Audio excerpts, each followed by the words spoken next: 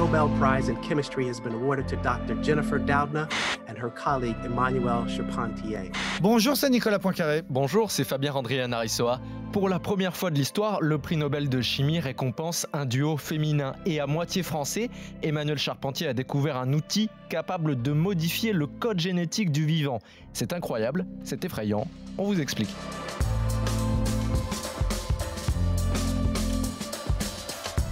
Huit ans dans une vie, ça peut paraître très long, mais pour être récompensé d'un prix Nobel, ce n'est rien du tout. Et c'est bien la preuve que cette découverte est révolutionnaire. Imaginez pouvoir modeler le vivant à la carte.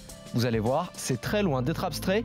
3 bonnes raisons d'écouter ce podcast avec Nicolas. Alors d'abord parce que ces ciseaux génétiques vont permettre des avancées médicales considérables. Je vais essayer de vous expliquer comment ça marche. Et puis cette invention franco-américaine permet aussi de modifier des plantes ou des animaux. Et vous allez voir qu'il y a des applications très concrètes, mais Troisième point, eh bien, tout ça peut être dangereux. Entre de mauvaises mains, ça pourrait entraîner de terribles dérives. Et il y a déjà eu des dérives que je vais vous raconter.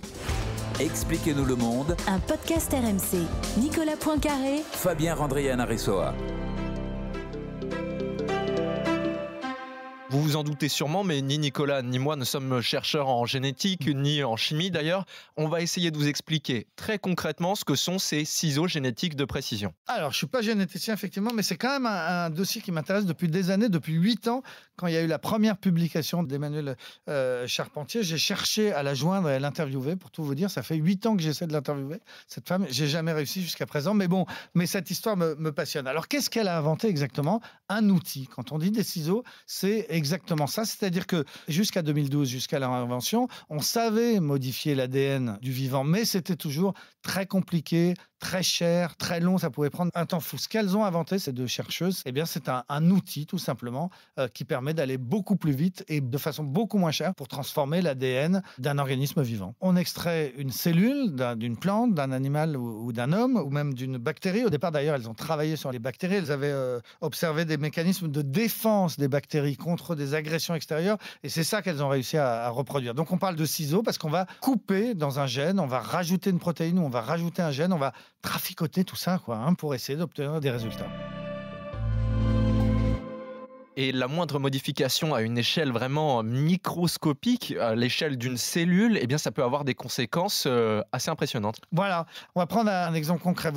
Vous avez une maladie génétique très rare, les fameuses myopathies. On n'arrive pas à les traiter parce que, encore une fois, ce sont rares. Là, on va prendre un singe, on va modifier son gène pour lui donner cette maladie génétique rare. Et à partir de là, on va pouvoir faire des expériences que naturellement, on ne pouvait pas faire sur un petit enfant myopathe. Et donc, ces singes, très facilement et de façon très économique, on va les fabriquer et ils vont permettre à la science de faire des progrès considérables. On a déjà des applications en ce qui concerne des maladies du sang. C'est là que c'est allé le plus vite, des leucémies, des maladies graves qui sont traitées. Il y a des essais cliniques en cours un peu partout dans le monde. Donc, des gens qui souffraient de maladies du sang graves et qui sont déjà soignés, qui jusqu'à là devaient avoir des transfusions très régulièrement avec tous les problèmes de la transfusion et qui déjà peuvent se passer de la transfusion. Ça, c'est le domaine où on est le plus avancé, 8 ans après la découverte des deux chercheuses, mais on espère aller beaucoup plus loin bientôt dans le domaine de certains cancers et de certaines maladies génétiques rares comme les myopathies.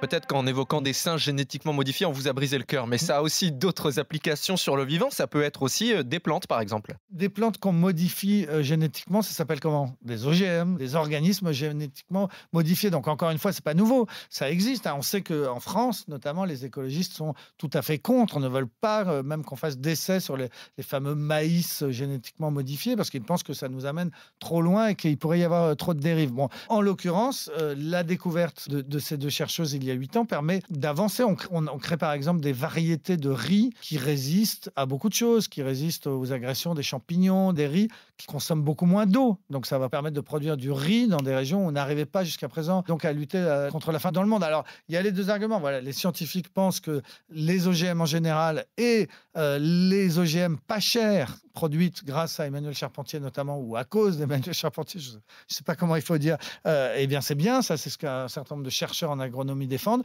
Et puis on a en Europe et en France en particulier des écolos qui disent attention, on n'en veut pas de ces OGM. Donc le débat est ouvert, mais en attendant, nous nous, en France, on débat. Ailleurs dans le monde, il y a déjà des gens qui mettent en application la découverte d'Emmanuel Charpentier et qui produisent bien des aliments moins chers et plus sûrs grâce à cette découverte. Évidemment, dès qu'on tente de réécrire le vivant, eh bien, vous vous doutez bien qu'il y a des dérives possibles. C'est pour ça que normalement, c'est très encadré.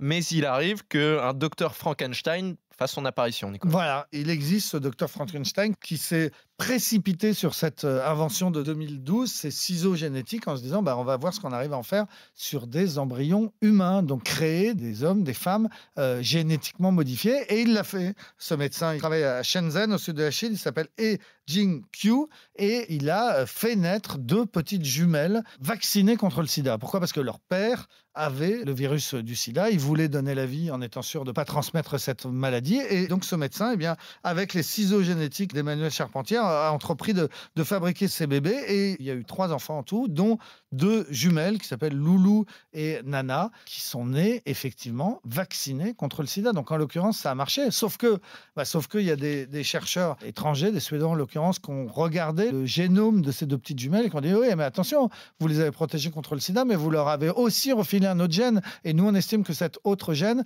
il va réduire leur espérance de vie. En l'occurrence, c'était estimé à 2 ans. Je ne sais pas exactement comment on peut calculer que l'espérance de vie de bébés chinoises, mais bon, c'est tout ça pour dire que ça a créé un énorme scandale. Dans le monde entier, on a dit aux Chinois, attendez là, ce que vous êtes en train de faire, c'est effectivement Frankenstein, c'est effectivement très dangereux. Les Chinois ont fini par le reconnaître eux-mêmes, ils ont modifié leur loi parce qu'il y a des choses qui ne permettaient pas de condamner ce médecin, et finalement, il a été arrêté, il a été jugé, il a été condamné le 30 décembre dernier à 3 ans de prison ferme, et à l'heure où on parle, eh bien, ce Frankenstein chinois, le fabricant des jumelles Loulou et Nana, eh bien, il est en prison.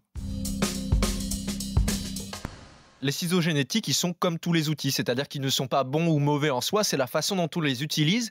Et comment est-ce qu'elle a réagi, du coup, Emmanuel Charpentier, en découvrant l'expérience chinoise ? Eh ben, elle a mal réagi, comme toute la communauté scientifique. Elle a été la première à condamner ce qui s'était passé en Chine. Elle dit qu'elle est une généticienne et donc qu'elle sait bien qu'il y a des risques. Dès qu'on commence à manipuler le vivant et à manipuler la génétique du vivant, on prend des risques. Mais bon, elle n'est pas plus inquiète que ça. Elle dit qu'il faut faire confiance aux législateurs dans tous les pays, aux régulations, aux comités d'éthique, à l'éthique personnelle de la plupart des scientifiques, même si ce Chinois est sorti des clous. Elle pense que ce qu'il faut faire avant tout, c'est de la pédagogie. C'est qu'il faut que les gens, vous et moi, on comprenne les ressorts de ces trucs-là. Elle dit, si l'opinion publique arrive à comprendre de quoi on parle, eh ben, l'opinion publique, à ce moment-là, fera pression dans le bon sens pour empêcher les médecins de faire n'importe quoi. Donc, il faut expliquer sa découverte, et c'est ce qu'elle fait. Depuis 8 ans, elle passe beaucoup de temps à faire de la pédagogie et à essayer d'expliquer à quoi servent ces fameux ciseaux génétiques.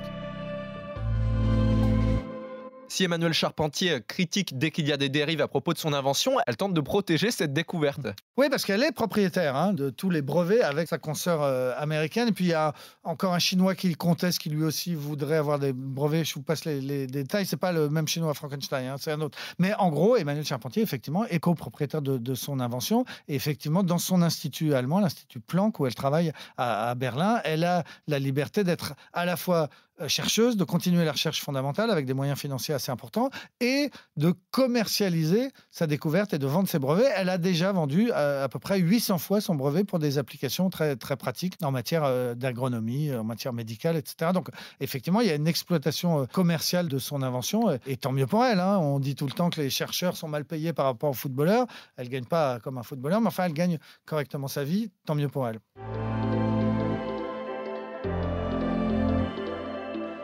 À l'annonce de ce prix Nobel de chimie, évidemment, Jean Castex, comme d'autres ministres de l'enseignement supérieur, par exemple, ont salué cette découverte et pourtant, ça n'aurait pas forcément été possible en France. Bah voilà, c'est ça. On est content d'avoir une Française prix Nobel de chimie. C'est la 3e. La première, c'était Marie Curie. La 2e, c'était la fille de Marie Curie, Irène Joliot-Curie. Puis maintenant, Emmanuel Charpentier. Donc, il y a eu 7 femmes dans le monde qui ont reçu ce prix Nobel de chimie, dont 3 Françaises. Donc, effectivement, voilà, les autorités françaises sont contentes. Mais ils oublient une chose, c'est qu'elle n'a jamais travaillé en France. Emmanuel Charpentier, elle a été formée en France à l'université Pierre et Marie Curie, justement. Mais dès qu'elle a eu son doctorat en 1995, elle est partie. Elle a travaillé en Allemagne, en Suède, aux États-Unis longtemps. Elle est revenue en Allemagne maintenant. Et elle dit sans aigreur qu'en France, elle n'aurait jamais pu obtenir les fonds, l'argent dont elle avait besoin pour développer toutes ses recherches.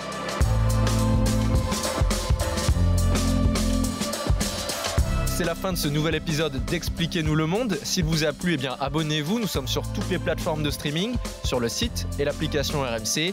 Parlez-en autour de vous, prenez soin de vous. À la semaine prochaine. À la semaine prochaine, Fabien. Retrouvez Nicolas Poincaré dans Apolline Matin. Tous les jours à 6h20 et 7h50 sur RMC.